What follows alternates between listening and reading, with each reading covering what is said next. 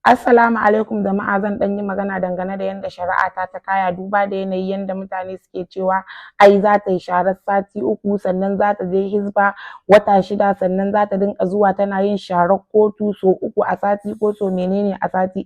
Tabbas wannan maganar an yi ta. Da farko me ake ce mishi ni ban san ni sunan shi da turanci ake faɗi gaskiya, kuma kun san mutuniyar taku tana jin turanci very very over. Sunan abin liba game. Aka kawo wannan liba game akan cewar zan amince zan je Hisba zan yi menene, sai na ga cewar to ita Hisban nan ma da ake cewa in je ai makaranta ce za a kai ni kuma Islamiyya, kuma ko dama a nan ɗin ma daman haka ko ba ma Hisba ba ina zuwa Islamiyya ta, to kun ga ƙari ai ba wani laifi bane ba ko wani abu ko da ake cece ku ce akan zan je Hisba zan je ina ne, wasu ke cewa ai abin yayi yawa ga shara ga menene. So wa'anda suke fito da wannan maganan wa'anda suka saurari shari'an farko ne, amma da mutum ya saurari shari'a ta biyu da ba zai yi wannan cece kucin akan an ce kaza ba. Da aka yi shari'a ta farko alƙali aka karanta mishi gashi zan je Hisba zan je ina zan je ina zan je ina, so sai kuma lauya na ya tashi ya roƙa mini na amsa laifuka na ga baki ɗaya, na ce na yi amma dan Allah dan annabi ina neman afuwa ga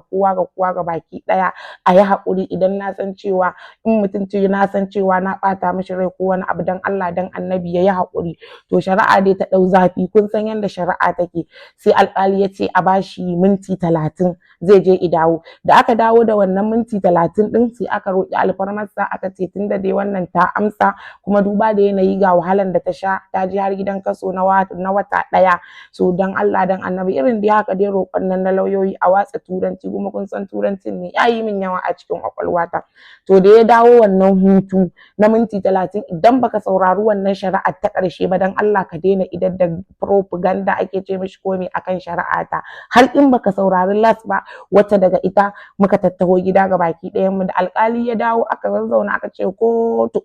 kowa ya zauna ni kuma na shiga cikin ɗan kwamina na miƙe tsaye. Ina zaune a nan gurin yana fitowa ba ɓata lokaci ya ce ga baki ɗaya dai ya saurari wannan shari'a yanda take, ya saurari